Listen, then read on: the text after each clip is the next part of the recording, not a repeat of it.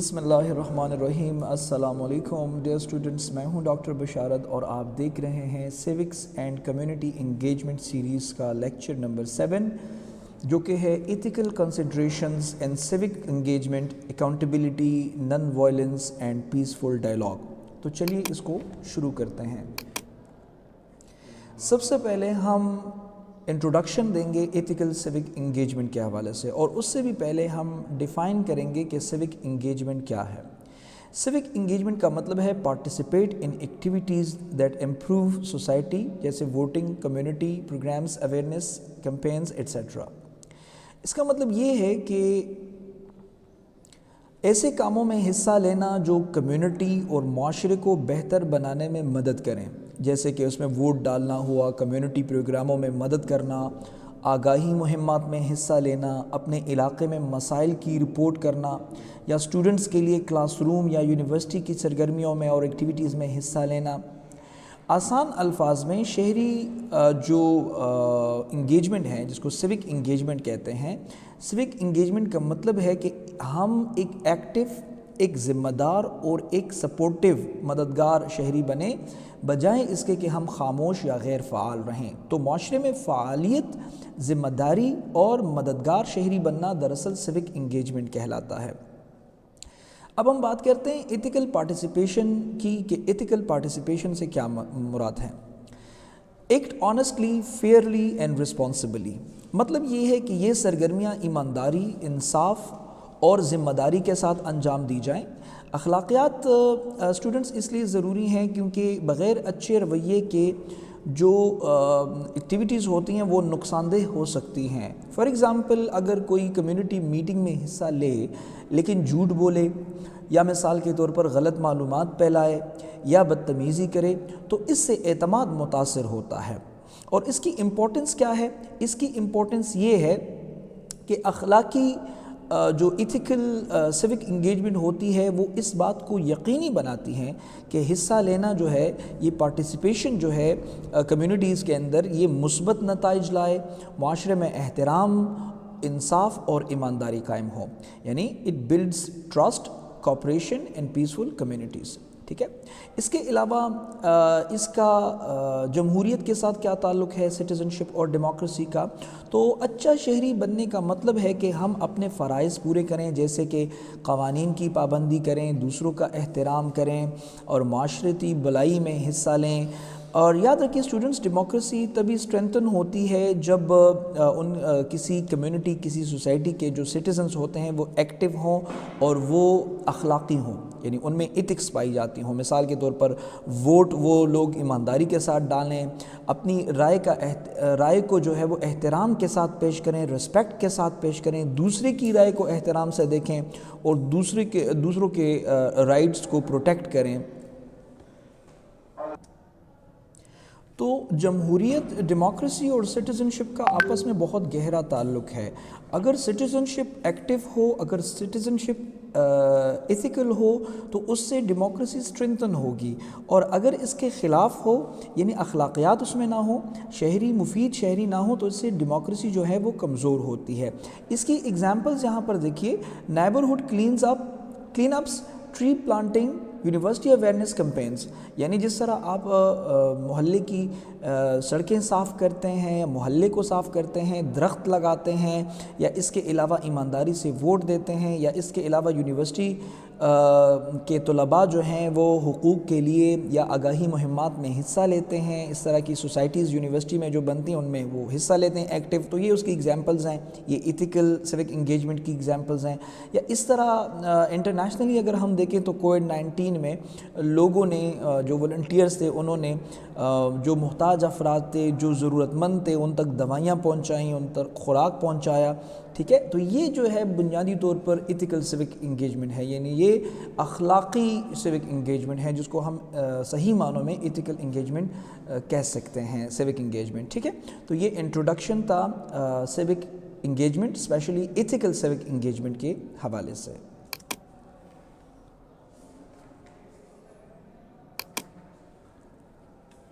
Students, اب ہم بات کرتے ہیں اکاؤنٹیبلٹی کی، اور اکاؤنٹیبلٹی کو سمجھتے ہیں کہ اکاؤنٹیبلٹی کیا ہے۔ ظاہری بات ہے ہمارے اس ٹاپک میں جب ہم ایتھیکل سیوک انگیجمنٹ کو پڑھ رہے ہیں تو وہاں پہ ہم نے 3 چیزیں پڑھنی ہیں، اکاؤنٹیبلٹی، نان وائلنس اور ڈائلاگ کو۔ تو سب سے پہلے ہم اکاؤنٹیبلٹی کو پڑھتے ہیں، اور اس میں ہم سب سے پہلے اکاؤنٹیبلٹی کو ڈیفائن کرتے ہیں کہ اکاؤنٹیبلٹی ہے کیا۔ تو اکاؤنٹیبلٹی کی جو ڈیفینیشن ہے وہ ہے responsibility for actions and decisions. اس کا مطلب یہ ہے کہ اپنے اعمال کی ذمہ داری لینا اور ضرورت پڑنے پر اپنے فیصلوں کی وضاحت کرنا۔ یعنی مثال کے طور پر آپ نے کوئی فیصلہ کیا، آپ نے کوئی کام کیا، اور اگر آپ سے پوچھا جائے تو آپ اس کا رسپانسبل جواب دیں، آپ اس کا جواب جو ہے وہ پوری ایمانداری کے ساتھ دیں۔ یہ ہے دراصل اکاؤنٹیبلٹی کی لفظی تعریف۔ یعنی سیوک انگیجمنٹ میں یہ یقین دہانی کراتا ہے کہ شہری جو ہیں، جو سٹیزنز ہیں اور جو سرکاری اہلکار ہیں وہ ایماندار ہوں اور اپنے فرائض جو ہیں وہ پورے کریں۔ اور ظاہری بات ہے کہ اپنی فرائض کی پوری کرنے میں ان سے جب کوئی سوال پوچھے ان رسپانسبلٹیز کے حوالے سے، تو وہ پوری ایمانداری کے ساتھ اس کے لیے جواب دہ ہو۔ تو یہ اکاؤنٹیبلٹی ہے۔ اب اکاؤنٹیبلٹی جو ہے وہ مختلف قسم کی ہو سکتی ہے۔ اکاؤنٹیبلٹی ذاتی بھی ہو سکتی ہے اور اکاؤنٹیبلٹی پبلک بھی ہو سکتی ہے، یعنی عوامی بھی ہو سکتی ہے۔ پرسنل اکاؤنٹیبلٹی ہے follow laws, respect others, act responsibly in the community. یعنی اس کا مطلب یہ ہے کہ ہر شہری جو ہے وہ اپنی ذمہ داری ادا کریں، جیسے کہ قوانین کی پابندی کریں، دوسروں کا احترام کریں، نقصان دہ اعمال سے بچیں اور مثبت حصہ لیں سوسائٹی کے اندر۔ پبلک رسپانسبلٹی، پبلک اکاؤنٹیبلٹی جو عوامی جواب دہی ہوتی ہے وہ یہ ہوتی ہے کہ کوئی سرکاری اہلکار ہے اور اداروں کی ذمہ داری ہے، جیسے عوامی وسائل کا درست استعمال ہے، عوام کے سامنے اپنے اعمال اور اپنے ایکٹس کی وضاحت کرنا ہے۔ کوئی سرکاری آفیشل ہے، کوئی افسر ہے، تو ظاہری بات ہے کہ وہ جو جس عہدے پہ ہے اور جس کو وہ استعمال کر رہا ہے تو وہ تو عوام کی پراپرٹی ہے۔ اب اس کے حوالے سے وہ اپنی جاب کو ذمہ داری کے ساتھ اور مثبت طریقے سے اور ایمانداری کے ساتھ کرتا ہے، اور جو کام وہ کرتا ہے تو ظاہری بات ہے کہ اسے عوام پوچھ سکتی ہے کہ آپ نے ایسا کیوں کیا، بتائیے، اس کی وضاحت کریں۔ تو اس کی وضاحت کرنا دراصل پبلک اکاؤنٹیبلٹی کے زمرے میں آتا ہے۔ پھر تیسرے نمبر پر چیز جو اکاؤنٹیبلٹی میں پائی جاتی ہے وہ ہے ٹرانسپیرنسی۔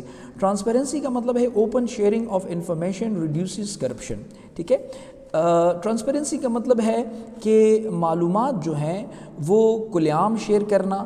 جب سرکاری دفاتر اپنے کچھ منصوبے بناتے ہیں یا بجٹ پیش کرتے ہیں یا رپورٹس شائع کرتے ہیں تو بدعنوانی چھپانا ان کے لیے مشکل ہو جاتا ہے۔ تو ٹرانسپیرنسی میں ظاہری بات ہے کہ مراد یہ ہے کہ جو آپ شیئر کر رہے ہیں، جو پبلک جس کو کہتے ہیں، اگر کوئی معلومات ہیں، جس طرح ہم نے کہا کہ کچھ پروجیکٹس ہیں یا بجٹ ہیں یا رپورٹس ہیں، تو ان کے بارے میں جب آپ ٹرانسپیرنسی سے کام لیتے ہیں اور ٹرانسپیرنسی شو کرتے ہیں، شفافیت شو کرتے ہیں، تو وہاں پہ کرپشن جو ہے اس کو چھپنے کے لیے جو ہے وہ چانسز کم پڑ جاتے ہیں۔ تو ٹرانسپیرنسی جو ہے بہت ہی امپورٹنٹ ایلیمنٹ ہے اکاؤنٹیبلٹی کا، کیونکہ جب تک ٹرانسپیرنسی نہیں ہوگی تو اکاؤنٹیبلٹی بھی صحیح طور پہ نہیں ہو سکتی۔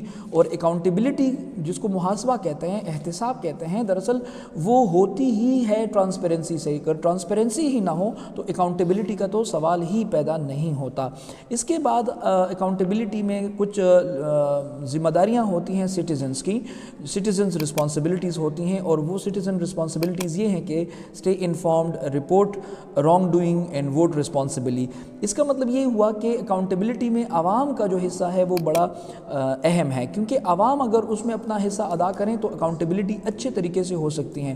مثال کے طور پر اگر شہری کمیونٹی کے مسائل سے آگاہ ہوں، اس کے علاوہ وہ قوانین کی پابندی کریں، وہ عوامی میٹنگز میں حصہ لیں، وہ بدعنوانی کہاں پر دیکھیں تو اس کو رپورٹ کریں۔ ظاہری بات ہے عہدے جو ریلیونٹ ڈپارٹمنٹس ہیں وہاں پہ اگر آپ نے کوئی کرپشن دیکھی، آپ نے دیکھا کہ آپ کے علاقے میں کوئی لوکل گورنمنٹ یا جو لوکل باڈی ہے کوئی، یا کوئی پولیس والا ہے یا کوئی ڈاکٹر ہے جو کہ کرپشن کر رہا ہے، تو اس کو آپ رپورٹ کرائیے۔ رپورٹ کیسے کرائیے؟ ظاہری بات ہے ان کا متعلقہ ڈپارٹمنٹ ہوگا، ان کے افسران ہوں گے، یا اور نہیں تو جو کمپلینٹ سیل ہوتا ہے آن لائن ڈیجیٹلی، ان پر وہ رپورٹ، ان کی بدعنوانی کو رپورٹ کریں وغیرہ وغیرہ۔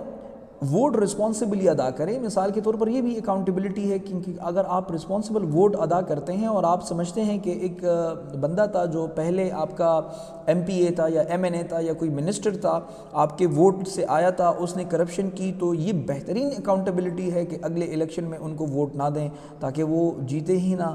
تو اس لیے یہ بالکل جس طرح ایک کہتے ہیں نا سافٹ ریولیوشن ہے اور ایک سائلنٹ ریولیوشن ہے، ایک بہت ہی بہترین ایک پلیٹ فارم ہے اکاؤنٹیبلٹی کا ووٹ. تو ووٹ کو سینسیبل یوز کریں، رسپانسبل یوز کریں. تو یہ کچھ چیزیں ہوتی ہیں، یہ کچھ کام ہوتے ہیں، یہ کچھ ذمہ داریاں ہوتی ہیں جو سٹیزنز کی بھی ہوتی ہیں. اور سٹیزنز جو ہیں، جو شہری ہیں، عام طور پہ وہ رسپانسبل اگر بن جائیں تو وہ بہترین طور پر اکاؤنٹیبلٹی جو ہے وہ عہدیداروں کی پبلک اکاؤنٹیبلٹی جو ہے وہ کر سکتے ہیں. اس کے علاوہ ہمارے پاس اس کے لیے جو ایگزامپلز ہیں وہ ہے جی ذمہ دارانہ ووٹ ڈالنا، ٹھیک ہے، یا بدعنوانی کو کرپشن کو رپورٹ کرنا، ٹھیک ہے، یا جو ہے لوکل پروجیکٹس کی نگرانی کرنا. اس طرح کے لوکل پروجیکٹس ہیں تو ان کی نگرانی کریں. اس طرح کی کوئی روڈ بن رہا ہے تو وہاں پر دیکھیے، وہاں پر اگر کوئی کرپشن ہو رہی ہے، وہاں پر اگر کوئی بدعنوانی ہو رہی ہے، وہاں پر اگر کوئی مٹیریل صحیح طور پہ نہیں ڈالا جا رہا تو اسی وقت اس کو جو ہے وہ بتائیے کہ جی یہ غلط ہو رہا ہے. تو اسی لیے یہ جو چیزیں ہیں بنیادی طور پر یہ ایگزامپلز ہیں اکاؤنٹیبلٹی کی، اور اس طرح اکاؤنٹیبلٹی کو انشور کیا جا سکتا ہے. جی تو اسٹوڈنٹس، اب اس سلائیڈ میں ہم یہ سمجھنے کی کوشش کریں گے کہ جو آفیشلز ہوتے ہیں، پبلک آفیشلز ہوتے ہیں یا جو ادارے ہوتے ہیں، انسٹیٹیوشنز ہوتے ہیں، ان کی اکاؤنٹیبلٹی کیسے کی جاتی ہے. سب سے پہلی بات تو یہ یاد رکھیے کہ جو سرکاری عہدیدار ہوتے ہیں، جو پبلک آفیشلز ہوتے ہیں، ان کو ایک عہدہ ملا ہے اور ان کے پاس ایک طاقت ہوتی ہے، ان کا ایک اثر ہوتا ہے. اس لیے ان سے ہمیشہ یہ ایکسپیکٹیشنز کی جاتی ہیں کہ وہ ایمانداری سے اور انصاف سے اور دیانتداری سے کام کریں. تو ان کو بھی چاہیے کہ وہ جو اپنے پوسٹ کے ساتھ ایماندار رہیں، وہ آنیسٹلی ایکٹ کریں اور ایک اچھا ایگزامپل جو ہے وہ سیٹ کریں. لیکن ان کی اکاؤنٹیبلٹی مختلف طریقوں سے کی جا سکتی ہیں جو یہاں پہ میکینزمز کے نیچے درج ہیں. RTI laws, audits, media investigations, investigative journalism, judiciary اور civil society and NGOs. RTI جو ہے وہ ایک قانون ہے جس کو رائٹ ٹو انفارمیشن ایکٹ کہتے ہیں. تو رائٹ ٹو انفارمیشن ایکٹ کے تحت جو ہے وہ جو سٹیزنز ہوتے ہیں وہ سرکاری معلومات حاصل کر سکتے ہیں. یہ ان کا رائٹ ہے. اگر وہ ان کو معلومات نہ دیں تو عدالت ان کو سزا دے سکتی ہیں اور ان کو جرمانہ بھی کیا جا سکتا ہے. تو اس کے ذریعے عوام جو ہیں وہ ان کی اکاؤنٹیبلٹی کر سکتے ہیں. RTI کے تھرو ان سے صحیح معلومات حاصل کر سکتے ہیں. اس کے علاوہ ان کا آڈٹ کیا جاتا ہے سرکاری طور پر.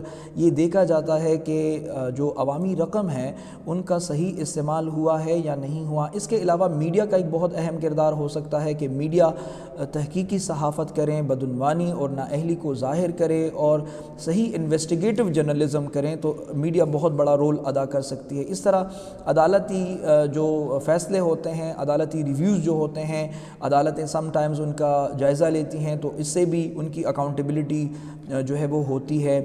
یا اس کے علاوہ جو نیب ہے، ظاہری بات ہے نیب اسی پرپس کے لیے بنا ہے کہ وہ سرکاری جو پبلک آفیشلز ہیں، جو افسران ہیں، ان کے محاسبہ کرے اور ان کو جو ہے ان کی جو مالی کرپشن ہے ان کو دیکھ کر ان کو سزائیں دیں.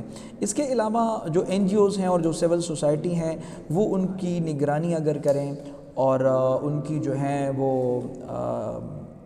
نگرانی اس طرح سے کریں کہ اور اس کو رپورٹ کریں کہ اگر کہیں پر سول سوسائٹی ہے اور اس مقصد کے لیے ہے کہ وہ دیکھ رہی ہے کہ علاقے میں سرکاری عہدیدار جو ہیں یا گورنمنٹ آفیسرز جو ہیں یا پبلک آفیشلز جو ہیں وہ اپنے کام کو کس طرح سے کرتے ہیں، کہیں پر کرپشن تو نہیں کرتے. تو اگر وہ دیکھ لیں کہ کہیں پر کرپشن ہو رہی ہے تو سول سوسائٹیز اور NGOs جو ہیں ان کرپشن کو رپورٹ کرتی ہیں اور آگے سے وہ ان کی اکاؤنٹیبلٹی جو ہے وہ ہو جاتی ہے.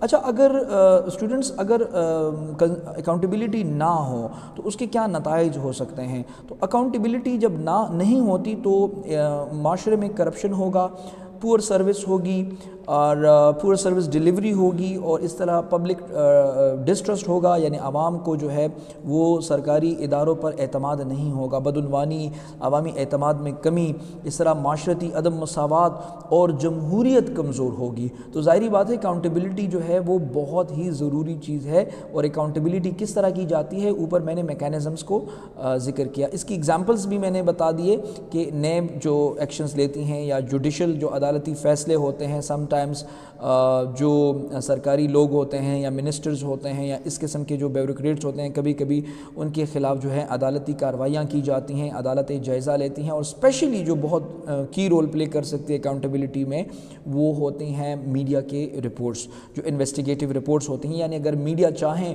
تو میڈیا جو ہے وہ ایکسپوز کر سکتی ہیں کسی شخص کے کرپشن کو، اور میڈیا جب اس کو ایکسپوز کرتا ہے تو ڈیفینیٹلی وہ جوڈیشل ریویوز کی طرف چلا جائے گا، اس پر عدالتی فیصلے آ جائیں گے، اس پر انویسٹیگیشن ہوگی، اس کو جو ہے وہ سزا دی جائے گی۔ تو یہ بہت اہم چیز ہے کہ معاشرے میں ہر انسان کو یہ چاہیے کہ معاشرے کا ہر فرد یہ اگر ذمہ داری اٹھائیں کہ یہاں پہ حکومت جو ہے جمہوریت ہے، اور ہم یہاں پر اس ملک کے باشندے ہیں، اور ہماری ذمہ داری ہے کہ میرا کوئی افسر کسی بھی ادارے کا اگر کرپشن کر رہا ہے تو میں اس کو رپورٹ کراؤں، یعنی اس کو بالکل سپوٹ لائٹ میں آئے بغیر بھی اس کو کر سکتا ہے، کیونکہ انسان کو یہاں پہ معاشرے میں ایک خوف بھی رہتا ہے کہ اگر میں اس کو ایکسپوز کروں تو ایسا نہ ہو کہ وہ مجھے نقصان پہنچائے۔ تو اس کے لیے جو مختلف طریقے ہیں، مختلف قسم کے پلیٹ فارمز ہیں، ڈیجیٹل پلیٹ فارمز ہیں، وہاں پر آ کر، یا سوشل میڈیا ہے، وہاں پہ بعض دفعہ پتہ نہیں چلتا کہ کس اکاؤنٹ سے کہاں سے ہو رہا ہے اور کیوں، کون جو ہے وہ اس کے پیچھے ہے، تو اس کی بنیاد پر بھی آپ معاشرے کے اندر ان کرپشن اور ان بنیادوں پہ ان چیزوں کو ہائی لائٹ کر سکتے ہیں، ایکسپوز کر سکتے ہیں، اور پھر جب وہ ایک دفعہ ایکسپوز ہو جاتی ہیں تو پھر وہ آگے شیئر ہوتی رہتی ہیں، اور پھر ظاہری بات ہے کہ وہ بات حکومتی اداروں تک اور حکومتی عہدیداروں تک پہنچ جاتی ہیں، عدالتوں تک بات پہنچ جاتی ہیں، اور اس کرپشن کا خاتمہ ہو جاتا ہے۔ تو یہ ہر انسان کی ایک ایتھیکل رسپانسبلٹی بنتی ہے کہ وہ اکاؤنٹیبلٹی میں حصہ لیں، اکاؤنٹیبلٹی کرائیں، خود اپنی اکاؤنٹیبلٹی بھی کریں، جس کو ہم نے پرسنل اکاؤنٹیبلٹی کہا، کہ میں اپنا احتساب خود کروں کہ میں قانون کو اوبے کر رہا ہوں یا نہیں، میں معاشرے میں صفائی کا خیال رکھ رہا ہوں یا نہیں، میں اپنے ملک کو صاف رکھ رہا ہوں یا نہیں، میں اپنے ملک کے لیے کوئی سروسز دے رہا ہوں یا نہیں، میں ٹیکس پے کر رہا ہوں یا نہیں۔ تو اپنی اکاؤنٹیبلٹی تو ہے، اس طرح ساتھ ساتھ میں دوسروں کی اکاؤنٹیبلٹی، جو آفیشلز ہیں ان کی اکاؤنٹیبلٹی، کیونکہ اگر ہم ان کی اکاؤنٹیبلٹی نہیں کریں گے تو وہ اپنے پاور کو مس یوز کریں گے، وہ کرپشن کریں گے، وہ ملک کے ساتھ غداری کریں گے۔ تو ہر سٹیزن کی ایک ایتھیکل رسپانسبلٹی بن رہی ہے کہ وہ اکاؤنٹیبلٹی اپنی بھی کریں اور دوسروں کی بھی کریں، ٹھیک ہے؟ تو یہ اکاؤنٹیبلٹی کے حوالے سے کچھ چیزیں تھیں جو میں نے آپ لوگوں کے سامنے شیئر کی۔ اسٹوڈنٹس، اب بات کرتے ہیں non violence as an ethical principle کی۔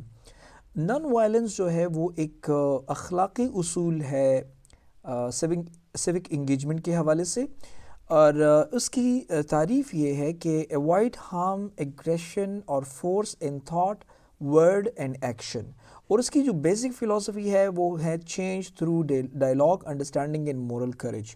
اس کا مطلب یہ ہے کہ نن وائلنس جو ہے وہ سوچ، بات اور عمل میں نقصان یا جارحیت سے گریز کرتا ہے۔ یہ صرف جسمانی تشدد کی غیر موجودگی نہیں ہے، یعنی یہ صرف نن وائلنس صرف اس کا نام نہیں ہے کہ آپ جسمانی تشدد نہ کریں، یعنی اپنے پروٹیسٹ کے حوالے سے جسمانی تشدد اور وائلنس کی طرف نہ آئیں، بلکہ یہ دوسرے الفاظ میں احترام کا نام ہے، دوسرے کی رائے کو احترام دینا، پیشنس، صبر کرنا اور پرامن حل کسی مسئلے کا دینا۔ تو بنیادی طور پر اس کی بیسک فلاسفی میں ڈائلاگ پر فوکس ہوتا ہے، انڈرسٹینڈنگ پر فوکس ہوتا ہے، دوسرے کے مسئلے کو انڈرسٹینڈ کرنے کا نام ہے، اور مورل کریج جو اخلاقی صبر ہے، جو اخلاقی حوصلہ ہے، اس کا نام ہے بیسیکلی نن وائلنس۔ تو نن وائلنس جو ہے بنیادی طور پر سیوک انگیجمنٹ میں بہت ضروری چیز ہے، یعنی سیوک انگیجمنٹ اس چیز کا نام نہیں ہے کہ آپ اپنے حق کے لیے نکلے اور توڑ پھوڑ کریں، اپنے حق کے لیے نن وائلنس کے طریقے کو اپنانا چاہیے۔ اس میں ایتھیکل پرنسپل یہ ہونا چاہیے کہ آپ عدم تشدد کے نظریے پر کارآمد ہوں۔ اس کے حوالے سے ہمارے پاس کچھ ہسٹوریکل مثالیں موجود ہیں، جس طرح مہاتما گاندھی کی مثال بھارتی آزادی جدوجہد کے حوالے سے انڈیا کا بہت بڑا نام ہے جو نن وائلنس کے حوالے سے بڑا مشہور نام ہے گاندھی کا. اس کے علاوہ مارٹن لوتھر کنگ جونیئر جو کہ امریکہ میں جو سیاہ فام لوگ ہیں ان کے حقوق کے لیے بہت مشہور نام ہے. 1960s کے دوران اس نے بہت پیسفل رہے اور اپنے نن وائلنس کے حوالے سے بہت مشہور شخصیت ہے, یہاں تک کہ 1964 میں اس کو نوبیل پیس کا پرائز بھی ملا. امن کے حوالے سے اس کو نوبیل انعام ملا. 1968 میں پھر اس کو بعد میں قتل کر دیا گیا. تو امریکہ میں مارٹن لوتھر کنگ جو ہے وہ نن وائلنس کے حوالے سے جو ان کے سیاہ فام ہیں ان کے حوالے سے ان کے رائٹس لینے کے لیے ایک بہت ہی مشہور نام ہے. اس کے علاوہ نیلسن منڈیلا جو کسی تعریف کا محتاج نہیں ہے, نن وائلنس اس نے احتجاجات کیے, پروٹیسٹ کیے, ایسوسیشنز بنائیں, اور اس کے علاوہ جو ہے وہ افریقہ میں جو کالے رنگ کے لوگ ہیں ان کے لیے رائٹ آف ووٹ مانگا, اور اس کے نتیجے میں ظاہری بات ہے اس کو بہت بڑی کامیابی ملی. اگرچہ اس کو 27 سال جیل میں رہنا پڑا, لیکن اس کے باوجود اس کو کامیابی ملی, اور 1994 میں الیکشنز ہونے کے بعد وہ افریقہ کے جو ہے وہ جنوبی افریقہ کے پریزیڈنٹ جو ہے وہ منتخب ہوئے. اس کے علاوہ اگر نن وائلنس کی بات کریں اخلاقی اصول کی حیثیت سے, تو اسلامک پرسپیکٹو اس پہ بڑا واضح ہے. اسلام جو ہے وہ promote peace, justice and avoid unnecessary harm.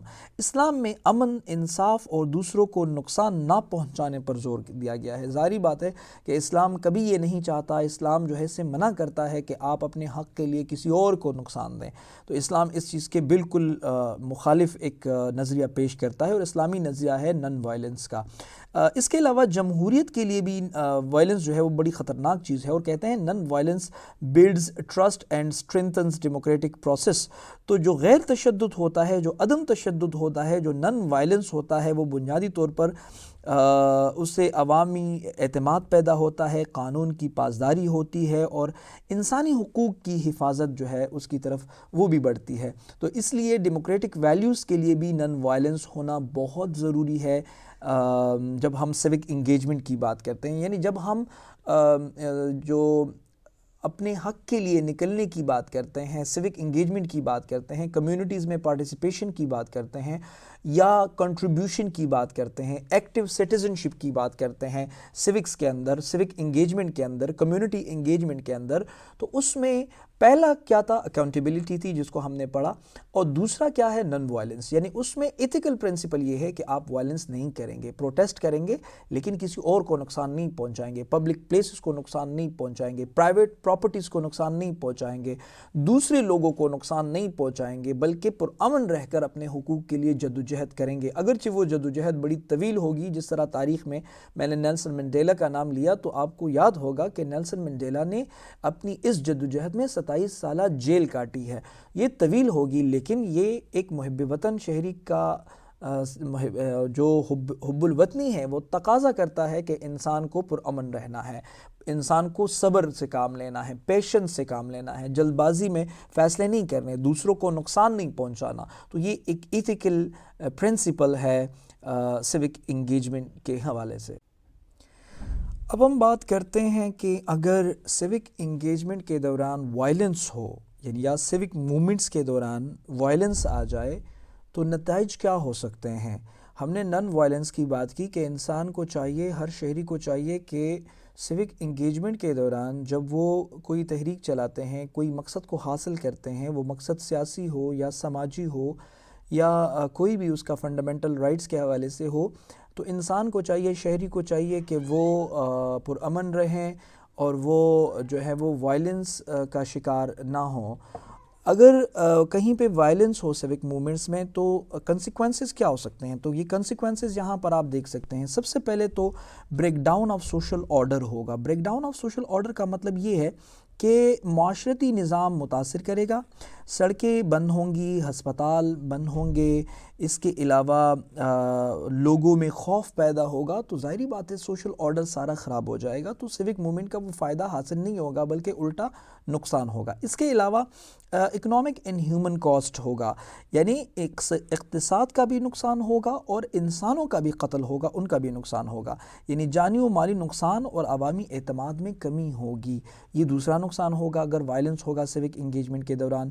تیسرے نمبر پر ویکننگ ڈیمانڈز، یعنی وہ جو مطالبات ہیں، وہ جس کے لیے وہ سوک انگیجمنٹ یا سوک ایکٹیویٹی ہو رہی ہے، وہ جس پرپس کے لیے وہ لوگ اکٹھے ہوئے ہیں یا احتجاج ہو رہا ہے، پروٹیسٹ ہو رہا ہے، وہ جو مقصد ہے پورا، وہ اس کے مطالبات غیر مؤثر ہو جائیں گے، وہ کمزور ہو جائیں گے. یعنی تشدد سے آپ یوں کہہ سکتے ہیں کہ وائلنس سے مقصد کو نقصان پہنچتا ہے اور عوامی حمایت کم ہوتی ہے. ظاہری بات ہے کہ وہ لوگوں کا جو رجحان ہوگا، جو لوگوں کا جو انکلینیشن ہوگی، وہ ان نقصانات کی طرف بڑھ جائے گی، اور وہ جو بیسک ڈیمانڈز ہیں وہ جو ہے وہ کمزور ہو جائیں گے. اس کی جو مثالیں کیس سٹڈیز میں نے لی ہیں وہ عرب سپرنگ، جس کو 2010-2012 کے درمیان عرب میں جو ایک بغاوتیں سٹارٹ ہوئیں، اسپیشلی تیونس سے، افریقہ سے ان کا آغاز ہوا، پھر وہ لیبیا اور سیریا، شام، اور پھر یہاں تک کہ یمن، اور پھر وہ سعودی عرب تک پھیل گئیں.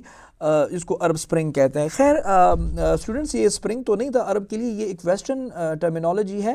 عرب کے لیے یہ دانشور جو عرب دانشور ہیں، وہ ابھی بھی ان جنگوں کو عرب کیوس کہتے ہیں، یعنی عرب انتشار کہتے ہیں، کیونکہ ان میں عرب مکمل طور پر تباہ ہو گئے. لیبیا تباہ ہو گیا، قذافی کی گورنمنٹ چلی گئی. سیریا جو ہے وہ تباہ ہو گیا، ان کی جو گورنمنٹ تھی وہ بشار الاسد کی وہ چلی گئی، اور بہت ساری ان کی جو یعنی جو گورنمنٹس تھیں وہ ایک قسم سے وہ خراب ہو گئیں، ممالک خراب ہو گئے.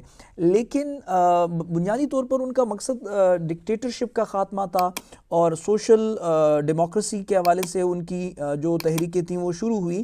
لیکن ان تحریکوں نے وائلنس کا رنگ لیا، اور یہاں تک کہ جو کرنل قذافی تھے، جو تقریباً 40 سال تک لیبیا کے پریزیڈنٹ رہے، ڈکٹیٹر رہے، چیف ایگزیکٹو رہے، ان کو باقاعدہ لوگوں نے قتل کر دیا. تو ظاہری بات ہے وائلنس آ گئی، اور لیبیا جو تھا وہ خراب ہو گیا، تباہ ہو گیا. اس طرح سیریا بھی، اس طرح یمن میں بھی حالات خراب ہو گیا، اور دنیا بھر میں تیونس میں تھوڑی بہت کامیابی حاصل ہوئی، لیکن وہ بھی زیادہ تعدیر نہیں رہی اور زیادہ مؤثر بھی نہیں رہی. ڈیموکریٹک اگرچہ کچھ کامیابیاں ملی، جس کو عرب سپرنگ کہتے ہیں. تو بیسیکلی 2010 and 2012 میں وہاں پہ کچھ بغاوتیں شروع ہوئیں جن میں وائلنس کا اثر جو تھا وہ نمایاں تھا.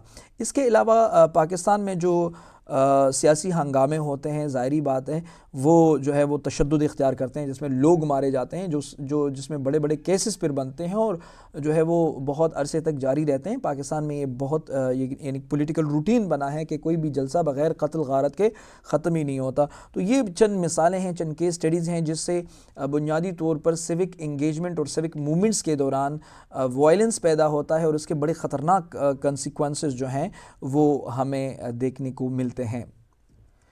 اسٹوڈنٹس، تیسرے نمبر پر اہم چیز جو سیوک انگیجمنٹ میں بہت ضروری ہے وہ پیسفل ڈائیلاگ ہے. بات چیت کے ذریعے مسائل کا حل نکالنا، بات چیت کے ذریعے مسائل کا حل بہت اہم ہے. یاد رکھیے جتنی بھی جنگیں ہوتی ہیں 20 سال 10 سال بالآخر ڈائیلاگ پر جا کر ختم ہوتی ہیں.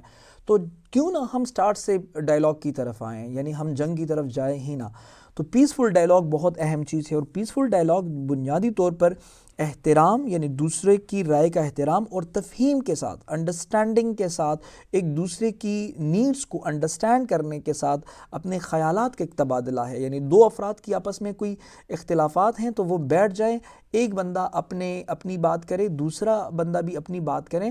تو اس سے کیا ہوگا کہ جب وہ خیالات کا تبادلہ ہوگا تو ظاہری بات ہے اس میں ایک حل نکل آئے گا. یعنی پاسبل حل کیا ہو سکتا ہے، اور ڈیفینیٹلی یہ تو دونوں نہیں کر سکتے، تو اس میں جو اہم چیز ہے وہ آربیٹریٹر کا ہے. ایک میڈیشن کا رول کوئی پلے کرے، ثالث کا کوئی کردار ادا کرے، کہ وہ ذمہ داری لے اس بات کی کہ وہ اس کی موجودگی میں، ایک میڈیٹر کی موجودگی میں فریقین جو ہیں وہ دونوں بیٹھ کر اپنے خیالات کا اظہار کریں، اور اپنی جو ان کے گریوینسز ہیں، جو ان کے گلے شکوے ہیں وہ پیش کریں، اور اس سے پھر کچھ گیو اینڈ ٹیک کے ذریعے جو ہے وہ مسئلے کا حل نکالا جائے. تو یہ بہت ہی اہم چیز ہے سیوک انگیجمنٹ کے دوران کہ پیسفل ڈائیلاگز ہوں اور کانفلکٹ ریزولوشنز ہوں. تو اس کے جو ٹیکنیکس ہیں وہ ٹیکنیکس یہاں پر ہے ایکٹیو لسننگ ہے، یعنی آپ سنیں، کسی کی بات کو سنیں. نیگوسیشن ہے، نیگوسیشن جو ہے وہ مذاکرات کو کہتے ہیں. میڈیشن ہے، میڈیشن کا مطلب ہے کہ اس میں کوئی ثالث کا کردار ہو اور امپتی ہے. اب ہمدردی کا بھی اس میں جذبہ ہو. ظاہری بات ہے آپ دوسروں کی درد کو بھی، تکلیف کو بھی محسوس کریں، اور آپ کو لگتا ہے کہ جس طرح مجھے تکلیف پہنچتی ہے اس طرح کسی اور کو بھی تکلیف پہنچتی ہوگی، تو اس کو بھی چاہیے کہ دوسروں کی درد کو بھی سمجھیں، دوسروں کے مسائل کو بھی سمجھیں. تو یہ ڈائلاگ کا بہت اہم اصول اور ٹیکنیکس ہیں. اس کی امپورٹنس یہ ہے کہ اس سے جو ہے معاشرے میں جو تناؤ ہے، جو ٹینشن ہے وہ کم ہوتا ہے. اس سے باہم جو رسپیکٹ ہوتا ہے وہ بلڈ ہوتا ہے، اور اس سے کوپریشن کو جو ہے وہ تقویت ملتی ہے. یعنی آپس میں دونوں فریقین یا دونوں جو گروپس ہیں وہ کوپریشن پہ آمادہ ہوتے ہیں، باہمی آپ یوں کہیں کہ جی تعلقات بنانے پر آمادہ ہوتے ہیں. اور اس کی اگزامپلز یہ ہیں کہ جس طرح اسٹوڈنٹ یونین میٹنگز ہوتی ہیں، مثال کے طور پر اسٹوڈنٹس کو کچھ گلے شکوے ہوتے ہیں، جس طرح ڈپارٹمنٹ سے فار ایگزامپل، یا یونیورسٹی سے کوئی گلے شکوے ہوتے ہیں، تو اسٹوڈنٹس یونینز جو ہیں ان کے چند افراد، ظاہری بات ہے وہ کچھ افراد ریپرزینٹیٹیو منتخب کریں گے، وہ جا کر وی سی سے ملتے ہیں یا یونیورسٹی کے جو ایڈمنز ہیں ان سے ملتے ہیں اور ان کو اپنی مسائل سے آگاہ کرتے ہیں. کچھ یونیورسٹی ان کو اپنے اصول بتا دیتی ہیں، کچھ اسٹوڈنٹس کی وہ مان لیتے ہیں. تو اس طرح سے ان کے مسائل جو ہیں وہ ریزالو ہوتے ہیں پیسفل ڈائلاگ سے. اب دیکھیں نا، اس سے مسئلہ تو حل نہیں ہوگا کہ اسٹوڈنٹس جو ہیں وہ ان کو کچھ چیزوں پر اختلاف ہیں اور وہ یونیورسٹی کے شیشے توڑ دیں، یونیورسٹی میں جو ہے وہ ڈسٹرکشن کر دیں. تو اس سے تو مسئلہ حل نہیں ہوتا. افہام و تفہیم سے مسئلہ حل ہوگا. جب تبادلہ خیال ہوگا، یونیورسٹی کی بات کو سنا جائے گا، یونیورسٹی اسٹوڈنٹس کی بات کو سنے گی، تو اس سے وہ مسئلہ جو ہے، جو بھی مسئلہ ہوگا اس سے کوئی حل نکل آئے گا. اس طرح کمیونٹی ڈیبیٹس ہوتی ہیں، کمیونٹی میں بحث مباحثے ہوتے ہیں. تو اس لیے کمیونٹیز کے اندر بھی جب اس طرح کی باتیں ہوتی ہیں تو کمیونٹیز کو ایک دوسرے کو انڈرسٹینڈ کرنے کا موقع ملتا ہے. وہ آپس میں کوپریشن پر آمادہ ہوتے ہیں، ان کے ہاں رسپیکٹفل فضا پیدا ہو جاتی ہے. میں اکثر و بیشتر اسٹوڈنٹ سے کہتا ہوں کہ جو اختلاف رائے ہے، جو ڈسکورس ہے، جو اوپینین ہے ہر ایک بندے کا، اس سے بنیادی طور پر مختلف راستے کھلتے ہیں. تو اوپینین جو ہے، اختلاف جو ہے اپنا کسی کا، وہ آرگومنٹ سے کیا جاتا ہے اور وہ ٹھیک چیز ہوتی ہے. دراصل مخالفت اچھی چیز نہیں ہوتی جس میں وائلنس آ جاتا ہے. مخالفت میں وائلنس ہے، اختلاف میں وائلنس نہیں ہے. اختلاف آپ اپنی بات رسپیکٹ میں رہ کر بڑے ادب سے کے ساتھ آپ عرض کریں کہ جی میرا یہ رائے ہے، میری یہ رائے ہے اور مجھے آپ کی رائے سے اتفاق نہیں ہے. تو اس قسم کی چیز جو ہے، پیسفل ڈائلاگ جو ہے، وہ بہت اہم چیز ہے. اس کے علاوہ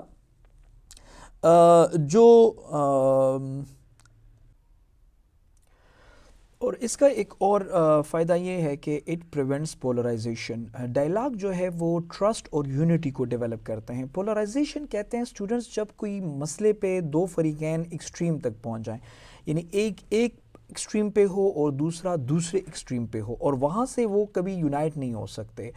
تو ڈائلاگ جو ہے وہ دونوں کو ایکسٹریم سے لاتا ہے اور اس کو ایک ایسی بات کی طرف جو ماڈریٹ ہو، جو معتدل ہو، جو اعتدال کا راستہ ہو، جو درمیانی راستہ ہو. تو ظاہری بات ہے کہ پیسفل ڈائلاگ جو ہے وہ پولرائزیشن کو پریونٹ کرتے ہیں، اور اس سے وہ جو افراط و تفرید کا ہے، جو ایکسٹریمز کی باتیں ہیں، وہ پریونٹ ہوتی ہیں ان سے. اپنے اس لیکچر کو کنکلوڈ کرتے ہیں اسٹوڈنٹس، اور ہمارا جو کنکلوژن ہے اس کے لیے جو ہیڈنگ ہے وہ ہے integrating ethics into every day civic life. یعنی ایتھکس جو ہے وہ ہماری روزمرہ روٹین ہونی چاہیے، ہماری اخلاقیات ہماری سیوک لائف میں روزانہ کی بنیاد پر ہونی چاہیے. یہ چند واقعات کے حوالے سے جو ہے وہ اسپیسیفک نہیں ہے کہ محض ہم ووٹنگ کی بات کریں جو 5 سال میں صرف ایک مرتبہ ہوتی ہیں، اور یہ جو ہے وہ اس طرح کی چیز کا نام نہیں ہے، بلکہ یہ ڈیلی لائف روٹین ہے جو کہ ہماری ہونی چاہیے. جہاں تک ہم بات کرتے ہیں اس ڈیلی لائف ایکٹیویٹی کے اندر ایتھکس کا، تو اس کا مطلب یہ ہے کہ جو ہماری روزمرہ زندگی ہے اس میں ہم ایمانداری کے ساتھ، انصاف کے ساتھ، رسپیکٹ کے ساتھ، اور ہم اپنی رسپانسبلٹی کو اون کریں. اس کے علاوہ یہ خاص مواقع تک محدود نہیں ہونا چاہیے. جس طرح میں نے کہا کہ یہ ڈیلی لائف کی بات ہونی چاہیے ایتھکس کے حوالے سے. جب ہم سیوک لائف کے اندر زندگی گزار رہے ہوں تو ایتھکس ہمارے ساتھ ہونا چاہیے. ایتھکس کے بغیر سیوک ہماری انگیجمنٹ یا کمیونٹی انگیجمنٹ جو ہے وہ تباہی لائے گی، وہ فائدہ نہیں لائے گا. ٹھیک ہے. روزمرہ کی عملی مثالیں یہ ہیں کہ جس طرح ہم بل ادا کرتے ہیں، ہم قوانین کو فالو کرتے ہیں، ہم دوسروں کی اوپینینز کو نہ صرف یہ کہ سنیں بلکہ ان کو رسپیکٹ دیں۔ اس کا یہ بھی ہے کہ ہم سوسائٹی کے اور کمیونٹی کے ایشوز کو رپورٹ کریں، مثال کے طور پر کرپشن کو رپورٹ کریں، بدعنوانی کو، اس کے علاوہ کہیں پہ ظلم ہوا تو ہم رپورٹ کریں، اپنا جو شہری فریضہ ہے وہ ادا کریں، جس طرح بھی ہم کر سکتے ہیں اپنی آوازیں جو ہیں بلند کریں اس کے حوالے سے۔ وہ آن لائن بھی ہو سکتا ہے، آف لائن بھی ہو سکتا ہے، والنٹیئرلی کوئی کام کریں، کوئی ڈیزاسٹر آ جائے یا کوئی اس طرح کا واقعہ ہو تو اس میں ہم والنٹیئرز کے طور پر سوسائٹی کے امپرومنٹ کے لیے کام کریں۔ اس کے علاوہ جو صفائی مہم ہو تو اس کے حوالے سے ہم اس میں پارٹیسپیٹ کریں، اور انصاف اور برابری کا ہم خیال رکھیں۔ اور یہ جو کردار ہے، یہ جو میں نے جس طرح جو پہلے کہا، یہ اسکولز اور کالجز، یونیورسٹیز اور اس قسم کی چیزیں بہت اچھی طریقے سے وہ ادا کر سکتے ہیں کہ اگر اسکول میں بچوں کو، یونیورسٹی میں بچوں کو اور اس قسم کے پروگرامات مرتب ہوں جو اسٹوڈنٹس کو یا شہریوں کو اخلاقیات سکھائیں کہ سیوک لائف میں وہ ایتھکس جو ہیں وہ کیسے سیکھ سکتے ہیں اور ان پر کیسے عمل کر سکتے ہیں، تو یہ جو ہے بنیادی طور پر اسکول اور یونیورسٹی کا اس میں بہت بڑا کردار ہے سمجھانے میں، اور کرنا بھی چاہیے۔ جس طرح ہم یہ سیوکس اینڈ کمیونٹی انگیجمنٹ کا سبجیکٹ پڑھ رہے ہیں تو بنیادی طور پر اس کا مطلب یہی ہے کہ ہم یہ سیکھ جائیں کہ یہ سارے کام ہم نے کیسے کرنے ہیں۔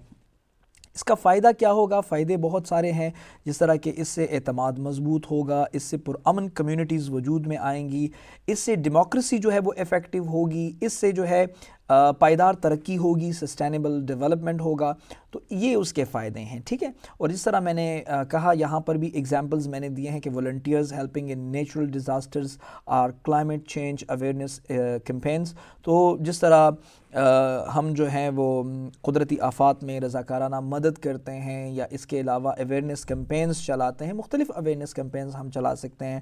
اس کے علاوہ جو ہے وہ ہم جو ہے وہ کوئی قدرتی آفت آ گئی، اس میں ہم والنٹیئرز کے طور پر، کوئی زلزلہ آیا، کوئی سیلاب آیا، تو اس کے حوالے سے ہم اپنے والنٹیئرلی خود کو پیش کرتے ہیں تاکہ ہم اس سے اپنے دوستوں کو، اپنے بھائیوں کو، اپنے انسانوں کو جو ہے وہ مشکلات سے نکالیں۔ تو یہ ایتھیکل ویلیوز ہیں جو ایوری ڈے لائف میں ہمیں کرنی چاہیے۔ امید کرتا ہوں یہ لیکچر جو تھا آپ کی سمجھ میں آیا ہوگا۔